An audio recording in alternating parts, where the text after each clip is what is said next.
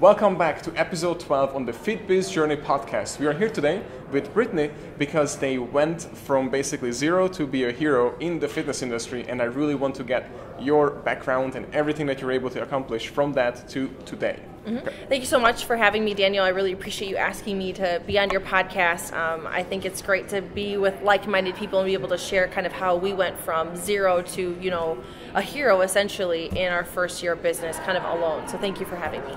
Of course.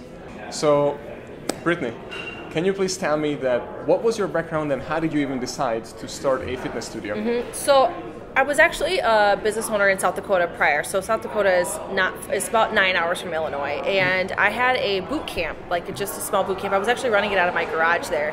I started that in 2014, kind of just on my own on a whim because I really enjoyed group fitness. I was a group fitness instructor for a few years, and so I was like, I can do business because I went to school for business. So I'm like, I could totally do this. So I kind of started that there. I ended up selling that business to my trainers at the time and moving to Illinois with Marcia. And really right away we were like, man, starting a business is a lot of work. It's not easy. It's not something for the faint of heart. It really isn't. And we're like, do we really want to do this? It's a lot of responsibility. Like, we want to make sure we do it right this time if we're going to do it. So we're like, let's just give it a whirl. Let's just try it because we're both passionate about being entrepreneurs. We're both passionate about fitness. And we're like, let's try this together. We were always separate from each other doing business. And now we're like, let's combine forces and see what we can do. So we're just like, let's just give it a whirl. So I think it's just when entrepreneurship and is in your blood, you just have this itch to do it one way or another, and that was kind of how we were. So let's touch base on that because you guys not just working together, but live together, love everything all together. So is that easy? Is that hard to do that? It's difficult. It's not easy, and I'm sure you know this. You and your wife work together, and I think it's a matter of understanding kind of, and I talked about it yesterday, is your lanes, like knowing what your strengths are and what your weaknesses are and kind of playing on that. Like, so Marcia is very good at marketing, advertising, content, social media, like that. She's very creative. For me, I'm operations driven. I'm very by the numbers, processes, systems, that kind of stuff. So we really kind of try to stay in our lanes when it comes to that. And sometimes it's hard when you want to sit down for dinner and have a normal human conversation, and then sometimes you can't because all you talk about is business. So one thing that we're really trying to work on is setting aside time to talk about business. We have weekly meetings with each other. Mondays at 2:00, we have these meetings and we just talk business, and that's the time that we talk business. After that, it's done. And with Marcia now going back to just fighting primarily, she's really kind of taken a step back from the business and she's fighting, which helps me. Sorry, fighting means not fighting each other. Oh, no. She's actually MMA. a fighter. Yeah, yes. Yep. So she fights professional MMA. Yeah. And she's got some big opportunities coming up. So she's really I just want to take time to focus on that, which is fine for me. And so now it's really just me primarily running the business, and she's helping with some things. So you just really got to find that separation and stay in your lanes and try not to cross paths, because when you cross paths usually is when sparks can kind of fly. So it's really important to just find your strengths and stay in the lane. Yeah, I 100% agree, and we're going through the same thing.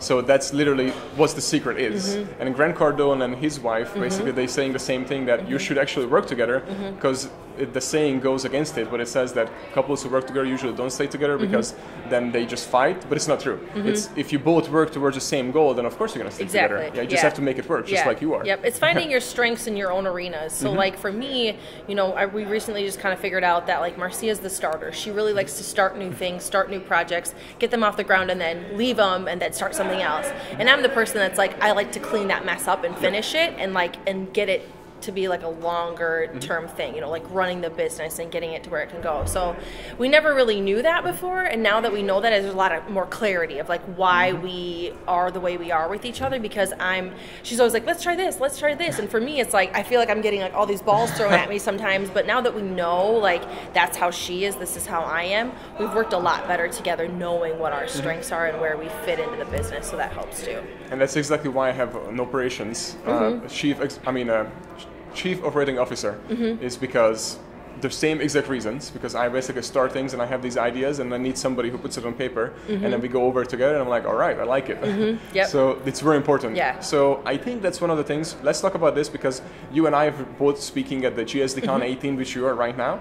And I think we both mentioned it, how important it is to having a business plan and an operations manual. So do you think that's something that contributed to your success, to be able to scale your business from nothing to all the way where you guys are? Yeah, I definitely think, Yeah, I definitely think it has contributed to our success. And sometimes when you do these kinds of things, it's a matter of, is this right for me? Is this the right place for me to be? Is it the right thing for me to do? And making decisions like coming to stuff like this and like surrounding yourself with like-minded people. It's not, sometimes, especially if you're just getting started, it's like, do you have the money to do it? Can you travel? Can you take time away from your business? Do you have the staff to cover what you need covered? And sometimes when you don't have all that stuff, but you know you need to be here, you just have to make it work. And like for me, thankfully we have a full staff, so I could take the time away to do that, make the sacrifice to come here. But it's definitely important for people who are just starting out, or even like people like us who have been in it for a while, and we're not even close to being where we want to be. So even coming to smaller things like this, you take nuggets away and you learn different things. And so being at stuff like this, I think, is so important. But always make sure it's the right place for you to be. You know, don't go to a conference that makes no sense for you to be at. A lot of people do that just because they want to say, "Oh, I went to this conference." It's like, yeah, but was it right for you at that time? Like, should you have been there in this point in your business, or where you're at? Like, is that the right place for you to be? Are you getting the knowledge that you need, or is it just mindless knowledge that you're going to take and then not implement? And I think that happens a lot. So. Yeah, and Mike RC also touched based on that don't go to just random conferences, just like you said it, because lots of times you don't want to learn from those speakers that are actually speaking, because they have never experienced what you have already went through. Exactly. There are so many, especially in the fitness industry, anytime, because they advertise to me, of course, because I'm in the same industry, but I see all the time these speakers, these mastermind groups for gym owners, and I'm like, I never heard of these people before. And when I Google them, there's nothing about their, if they ever had a studio at Fort One, that's right. And then if they ever had two, but you, on the other hand, have an amazing and successful studio, and that is niche in the market, which we should talk about also, that why is it important to have a niche market. But you went through it, so I would take action on what you're saying, and the listeners who are listening to this podcast, personal trainers, gym owners, should definitely take notes on you, because you experienced the whole thing and went through it successfully. And let's face it, that when I have asked yesterday in the audience how many people make over 50,000 in revenue, not in profits, in revenue in a year, not half of the people put up their hands. So it is not hard. It's easy to start a business. It's hard to make it successful, which you have accomplished. So. And that is why you're here, to try to find out how to do it. So what would be your number one advice to our listeners who are, two advices. One is for personal trainers who are just starting out, and then one is for gym owners who just opened their studios. So for personal trainers who are just starting out, because I was in this position before I started Midwest Performance, even here in Chicago, as personal training, it's like you have to make sure that, number one, you're in the right spot in life. Like if you are happy with where you're at, like if you feel comfortable with the place that you're living and where your market is, and you feel like you can do it, if that's all right, then that's step one. Step number two is, some people like to just go for broke, like right away out the gate. They want all the new equipment, they want the biggest space, they want the most people, and it's like you have to think about, yeah, all that stuff is bright and shiny, but can you handle that? And what happens is a lot of people get all that stuff and then they can't handle the load, and then all of a sudden they just break. They get burnt out after their first year, and they're just like, I can't handle this anymore. So start slow, like follow the process of like doing your research, figuring out your market, knowing what your demographic is going to be, find your avatar. It's like all these things that you need to do that a lot of people don't do before you actually say, yep, okay, I'm ready. If you don't know who you're targeting, if you don't know what your concept is going to be, if you don't even know who you're going to do business with, you can't just open the doors of a gym and like expect, like the people that you're training might come because they like you, and that might be the one clients that you get, but you have to know who you're marketing to, because at this day and age, let's face it, everybody's on social, and if you can't market the right way, and if you can't provide value and do all these things that you're supposed to be doing and you don't have any clue of it, all you've been doing is stuck in a box training people, you're going to sink. So start slow, learn the process of what's my market, who am I targeting, what is my my target client, essentially, who do I want to train? And then go from there, you know, learn from people, come to things like this. I know there's a lot of people here who don't have gyms, but who want to open gyms, but they're here learning from some of the best people on like, how do I start? So if you can find like GSDCon, I think this is great because it's just fitness studio owners. Something like this is perfect for people who are like kind of muddying, like, do I want to do it? Do I not want to do it?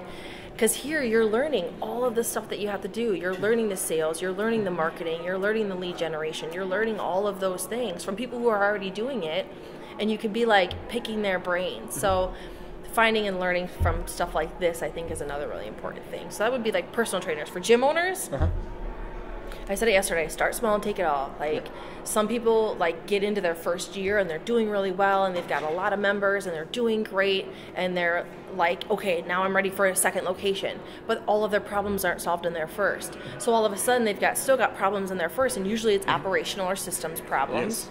And then all of a sudden they open a second location, now they've doubled their problems. And I think that it's just a matter of like kind of checking your ego at the door, and like even though you're doing great, that's awesome, and you're making good money, is everything running smoothly at your first location? Is it doing well? Are you making money? Is your staff set? Are your systems and processes in place? Is everything duplicatable? Can you like literally take a stamp and stamp it somewhere else and it's identical from this one to this one? If you can't 100% say yes, then don't try to be bigger than your britches. Just get everything situated first. Enjoy the process. Take a step back, slow down. I think everybody thinks that the road to success is so fast and it just goes straight up, and it's the people who have that mindset that end up failing because they don't understand that they're going to be bumps. So when they hit a bump, it feels like an earthquake to them versus just a speed bump. So I'm always like, just calm down, slow down, figure out what you're doing, and then move forward from there. Yeah, so I'm glad you said that, because Gary Vaynerchuk, you listen to him too all the time, right? So it took him lots of years, and it didn't happen overnight, and he always says that it takes forever, and it takes forever. You have to put in the work. The problem is that most people thinking now, and they don't think ahead of a time. That is why Ty Lopez, Gary Vaynerchuk, and all these people technically marketing for the 17 and 18-year-olds on Snapchat, because they will be the next entrepreneurs in 10 years, and they're just playing the long run. You know, they already own in the current market. They want to make sure they stay relevant in 10 years.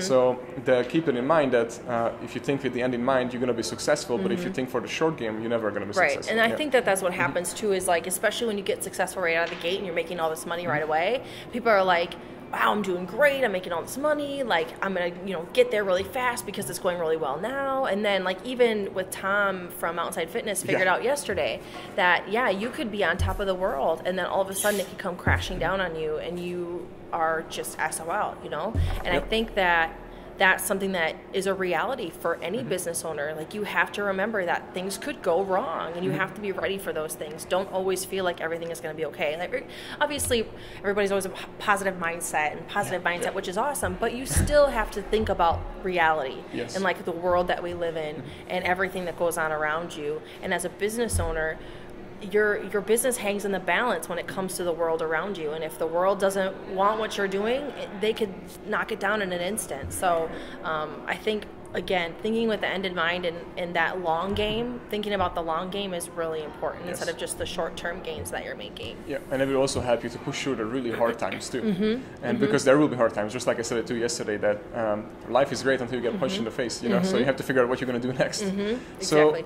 So you mentioned that don't open a second studio, and I'm glad you said that, until you have everything in order and everything is the same and you copy it and everything, you don't have to be there to run it. So how do you do that? Like, how do you put into operations, or how do you create your business plan? Should you have a business plan? And why is it so important that you have a go-to like paper, just like on an airplane? When something goes wrong, they open up the operations and like, okay, this is what we need to do, right? Exactly, yeah. I think it's really important to have systems and processes in place. We have a procedure manual, we have an operations manual, I have a sales manual for my staff. And we have a learning center for our staff that we recorded for. What do you use for learning center? Not. I think is it Trainual? I want to say. That's what we use. Yeah. So we recorded videos for that, and now we have it in a learning center. So if our coaches come on, they watch the coaching modules. If our sales staff come on, they have sales videos to watch. And I think you have to have that stuff, because if your people start messing up and they don't have a process, you can't be mad at them. It's not their fault because you missed a step. if you want your people to make you money, if you want your business to grow and thrive, and if you want it to operate smoothly day in and day out, you've got to have a plan for people to follow. At the end of the day, we're all humans, and we like to see things on paper, and we like to have processes, and we like to know how everything is supposed to go. And I can't be mad at my studio manager if she's missing the boat on something because I didn't teach her that. Exactly. And because she has a manual and she's done the learning center and she's had these things, yeah, she maybe needs help with certain things, but she understands the process. Yeah. And everything is step by step. And when I bring somebody else in for new staff, she can train them because there's a system and a process in place. So if I open a second studio, I can dump my current studio manager in with my new studio manager, and my current can teach my new exactly what she does because she's got a manual. This is how this is supposed to be done. This is how you open. This is how you close. This is how you sell a new member. It's all laid out in a process. There's no question. I think that's important to have that. And that's exactly what I tell my chief operating officer too. She's amazing, by the way. But what I usually say is that we need to create an operations manual just like you have it, that if somebody's missing or I'm gone or whoever it is, they can just look at the operations and they can figure it out because everything is put down into how to do it and they just follow it. That's it. Yeah. Do you agree with that? Like, absolutely. I think it's you've got to have something for somebody to look at and to read, and because when they mess up, it's easier for you to go back and say, I gave you this manual, you signed off on it, because our employees sign off on the manuals when they read through them. It's like, you signed off on this, you knew what was in here, you didn't do this process, and now this happened. You know, what went wrong? And you can go back and kind of say, I gave this to you, what happened, versus like them not having anything. You really have nothing to go off of because you didn't teach them or you didn't give them a plan. So have something in writing. It's so important. It's very important. I'm glad you touched base on it. The two things is, one, I want to touch base on your niche market. So how important is to have an actual niche market, and what is your niche market? So it's very important to know, you know, they talk about the blue ocean, you know, like all of the, you know, you've got everybody in the red ocean fighting for things, and you want to be in the blue, or the blue ocean is where all of the people are, because that's where the money is. And I know Mark Lack talks a little bit about the blue ocean. I think there's a book out there about the blue ocean too. They actually mentioned us. Yeah, did they really? Yes. Yeah, so it's like, that's where we are. You know, we're niched down to women only, but we have a very specific demographic. Like, it's not just all women. We're like 35 to 65 women who are a lot of like empty nesters, or moms who are like post-pregnancy and haven't ever been in a gym in their life, women who are overweight. We don't cater to your marathon runners and your elite athletes. We really don't want those people in our gym because they're not there for the long term. They're there for the quick 3 to 4 months of a workout and then they want to leave. The people that we have, that we target, are there because they have a goal that's 6 or 8 or 12 months long. And so we really niche down, and we cut out 50% of our market, but we're doing really well because we're so niched and because we know exactly who we're targeting and who we want in our studio, and we make sure that every person we sign up fits that target demographic. So that's very amazing to know, and we could dig really deep into this, but unfortunately we have to wrap it up because we're about to start the GSDCon again, the last day. But lastly, where can people find you? So we can be found, the gym can be found at Midwest Performance on Facebook and Instagram. I can be found on Instagram at Brittany Welk, BRITTANYWELK. Same thing on Facebook as well. And then Midwest Performance is also on Twitter too, Midwest Perform. So yeah. Awesome. I really appreciate taking the time because I understand how busy your schedule is, and right now they are setting up behind us, so we have to wrap up this episode. I just want to say thank you for our listeners, thank you for you, and thank you so much for being on the episode. And thank you for having me. I really appreciate it. Thank you. We should probably do another episode eventually when we come out to Illinois. Yeah. Because what would be cool if we can really talk about the details what you just mentioned, because I think everybody fails on it.